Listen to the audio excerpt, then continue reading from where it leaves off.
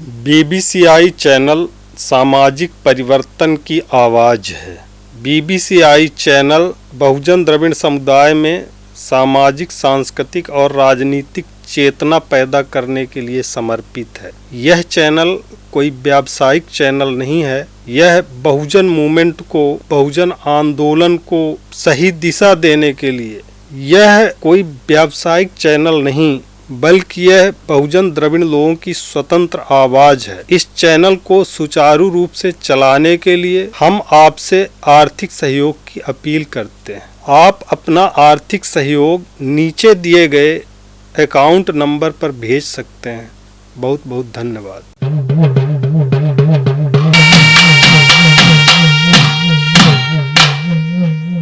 खालसा वाहेगुरु जी की फतेह। जब भी अखबार खोलो, टीवी चैनल्स खोलो, यूट्यूब, सोशल मीडिया खोलो, रोज कहीं न कहीं एक चीज, एक न्यूज़ कॉमन है कि फला क्षेत्र में दलितों के साथ दमंगों ने मारपीट की, फला क्षेत्र में दलितों के साथ, दलित औरत के साथ सामूहिक रेप हो गया, फला क्षेत्र में घुमावदार मूंछ रखने के कारण दलित की हत्या कर दी गई, फला गांव में उसके दलित के सर पे पेशाब कर दिया गया। मतलब इस तरीके की घटनाएं जैसे आज डेली मुर्गियां कटती हैं। आज इस देश में दलितों की, अनुसूचित जाति, उनकी स्थिति, आदिवासियों की स्थिति, ये अन्याय अत्याचार की प्रेरणा, ये तथाकथित जो दमंग हैं, जिसको ब्राह्मणवादी मीडिया दमंग करके पेश करके बताता है,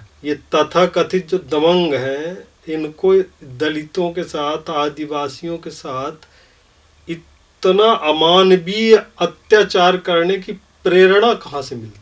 इतना घिनौने अत्याचार इंसान जानवरों के साथ भी नहीं करता, जितने घिनौने अत्याचार दलित आदिवासियों के साथ इस देश में रोज होते हैं। तो ये जो प्रेरणा है, ये इन तथाकथित जो दमंग हैं, जो ब्राह्मण ठाकुर गुर्गे हैं, ये हिंदू धर्म ग्रंथ जो हैं वहां से ये प्रेरणा ग्रहण करते हैं। जो हिंदू धर्म के ग्रंथ हैं, पहली बात तो वो समाज को कभी भी समान नहीं देखते। दुनिया में हिंदुइज्म, हिंदू धर्म ही दुनिया में इकलौता ऐसा धर्म है जो सामाजिक समानता पे विश्वास नहीं करता। इसीलिए जो हिंदूवादी संगठन है, जिसको कई देशों की सरकारों ने आतंकवादी संगठन घोषित कर रखा, आरएसएस, वो कभी समानता शब्द का, इक्वलिटी का कभी वो शब्द का उपयोग नहीं करता। वो समरसता, एक नई शब्दावली इन्होंने गढ़ी है, समरसता, वो समरसता का उपयोग करते हैं। तो इस समानता का जो कॉन्सेप्ट है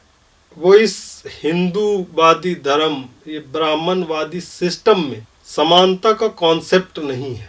इसलिए समानता, प्रत्येक ब्राह्मण के लिए समानता शब्द नाम लेना पाप है। वो कभी समानता की बात नहीं कर सकते। और जो इस देश के मूल निवासी हैं, जो इस देश के दलित, पिछड़े, आदिवासी हैं, उनको समानता चाहिए। और जो ब्राह्मण धर्म है, उसके जो धार्मिक सिद्धांत हैं, वो असमानता पे टिके हैं, वो वर्गीय विभाजन पे टिके हैं। कहते हैं कि जो ऊपरी हिस्सा है, मुंह से ब्राह्मण पैदा होता है, भुजा से क्षत्रिय पैदा होता है, उधर पेट से बनिया पैदा होता है, और जो पैर से शूद्र पैदा होता है। और वो जो दलित आदिवासी हैं, वो कहाँ से पैदा होते हैं लिखना ही भूल गए, क्योंकि वो शूद्र तो है नहीं, वो आउटकास्ट हिंदू हैं, जिनको तथाकथित जबरदस्ती का हिंदू बना रखा गया। या कि भारत के बाहर, या कि हिंदू धर्म के बाहर जो धार्मिक लोग हैं, ये बाहर जो भारत के बाहर के जो लोग हैं, पूरी दुनिया के लोग कहाँ से पैदा होते हैं, शायद ये जो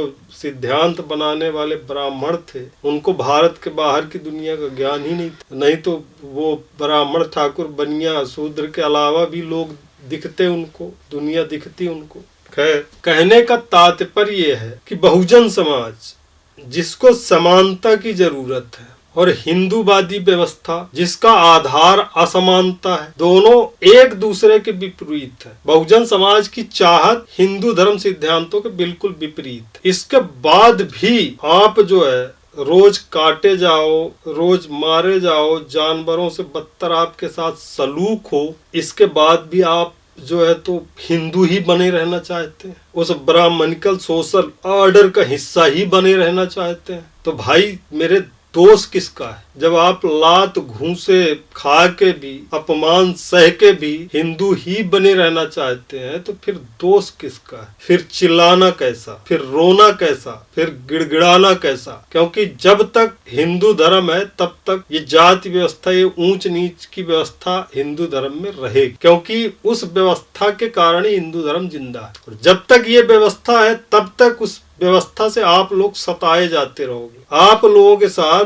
अन्याय अत्याचार करना धर्म सम्मत है। ये ब्राह्मण ठाकुर, ये तथाकथित दमंग ऐसे यूं ही नहीं कर रहे हैं, वो अपने धर्म का पालन कर रहे हैं, ये धर्म सम्मत है। इसलिए ये तमाम अन्याय अत्याचार सहने के बाद भी अगर आप हिंदू बने रहना चाहते हैं तो फिर तो मैं कहूँगा कि दुनिया में इस तरीके की जलालत का, जहालत का, इस तरीके की गुलामी का कोई इलाज नहीं है। अगर आप इस गुलामी से मुक्ति चाहते हो तो उसके लिए रास्ते खुले। गुरु गोविंद सिंह जी कहते हैं, चिड़िया नाल में बाज लड़ावा, गिदड़ा नू में शेर बनावा, 1.25 लाख से एक लड़ावा, तबे गोविंद सिंह नाम धरावा। तो ये जो हौसले वाली बात है कि एक चिड़िया बाज को कैसे तोड़ देगी, जो गीदड़ है वो शेर को से कैसे सामना करेगा, और जो एक व्यक्ति है वो 1.25 लाख से कैसे लड़ेगा। लेकिन वो गुरु गोविंद सिंह जी ने सिर्फ कहा नहीं, वो करके दिखा दिया। आज जो हमारा ये मरा कुचला अपमानित समाज है, जिसका हौसला सदियों से दबाया गया है, डराया सहमा गया है, उस समाज को आज गुरु गोविंद सिंह जी के हौसले की जरूरत है। आज हमारे समाज को गुरु गोविंद सिंह जी के उस कृपाण की जरूरत है जिसे आप अपनी सुरक्षा के लिए इस्तेमाल कर सके। गुरु गोविंद सिंह जी ने 1699 में जब खालसा बनाया, उसके बाद मैक्सिमम जो खालसा थे वो दलित, आदिवासी, शूद्र समाज से ही थे, और उनको उन्होंने एक तलवार दी। जिनको हथियार छूना भी जिनके लिए पाप हिंदू धर्म में कहा गया था, उनको उन्होंने तलवार दी। ब्राह्मणों के सामने जो लोग अपनी दस्तार को यहाँ दबा के झुक के प्रणाम करते थे, उनके लिए उन्होंने सम्मान का प्रतीक दस्तार सजाई। उन्होंने कहा किसी के सामने झुकने की नहीं है, इंसान सब बराबर हैं। अगर आपको किसी के सामने सर झुकाना है तो वो अकाल पुरख है। अगर आपका सर झुके तो अकाल पुरख के सामने झुके, और नहीं तो इंसान के सामने क्या झुकेगा। इंसान बराबर है। तो वो गुरु गोविंद सिंह जी थे जो इतिहास में पहली बार, जिन्होंने 1699 में जाति पाति वाली व्यवस्था को खत्म करके, समाप्त करके, जो जाति, जो नाम है, जो जाति उपनाम लोग लगाते हैं, उस सिस्टम को उन्होंने खत्म करके पुरुषों के लिए सिंह और औरतों के लिए कौर नाम दिया, उपनाम दिया। तो ये भी एक रास्ता है। एक तरफ आपके सामने जलालत का रास्ता है, एक तरफ आपके सामने समानता, स्वतंत्रता, प्रेम, भाईचारे का रास्ता है। तो ये आपको तय करना होगा कि क्या आप हैबिचुअल हो सके अपमान सहने का?